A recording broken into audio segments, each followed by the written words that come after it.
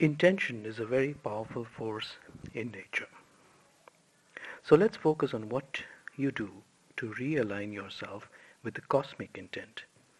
What you can do to create harmony between what you intend and what the universe intends for you. Once that harmony is created, once that congruence is brought into being, you'll find that synchronicity becomes a greater presence in your life. And this is one of the strongest indicators of spiritual transformation. First, start with a feeling of being grateful. Even before you formulate your intent, acknowledge your gratitude. Give thanks for your place in the cosmos and for the opportunity you have to further the destiny we all share. The second thing is to abandon all grievances. Grievance comes from the ego. Remember that. Every decision you make is a choice between a grievance and a miracle. So the first thing to do is to acknowledge gratitude, and the second thing is to abandon all grievances. This is an area of concern that's unique to us as human beings. Animals don't have any problems with grudges or grievances. If you hurt an animal, it will learn from that experience and it will avoid you in order to avoid being hurt again in the future. But the animal doesn't really have a grievance inside that says, this person is so violent, I'm going to get revenge. That doesn't happen in the natural world.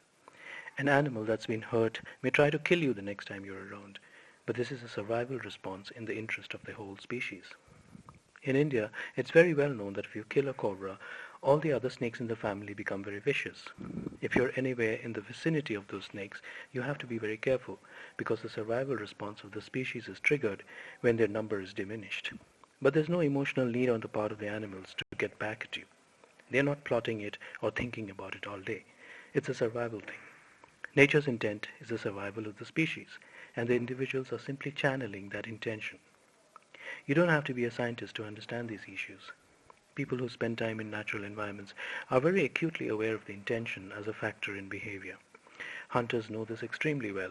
A hunter can walk through the forest with a loaded gun, but unless he has the intention of firing the gun, there is no evasive response on the part of the animals in the area. But as soon as there is an active intent to hunt and fire the gun, the animal's behavior changes. They sense the intention and they understand it. It's only among human beings that intention is encumbered by all sorts of emotional baggage, and that's what you want to get rid of in order to create a pure intention. Abandon all emotional baggage. But the most important aspect of this is getting rid of grievances, getting rid of the ego-driven static. Your intention needs to be in timeless awareness. There should be no ego in the way. Pure intention should be completely natural and effortless. No straining, because if you strain, it's not going to happen. In nature, there's no strain. It's effortless spontaneity. When the pigeon is flying back to its loft in England, it isn't saying, how do I get there? When am I going to get there? What if I don't get there? And what if another person gets there before me? It just flies. It just goes where it wants to go. There is no strain. It's effortless and spontaneous. It's also a kind of surrender to the larger intention that transcends individual identity. We have to learn to say, it's not just happening in here inside me. It's also happening out there in the larger environment which is expressing itself through me. That's an inner attitude of surrender.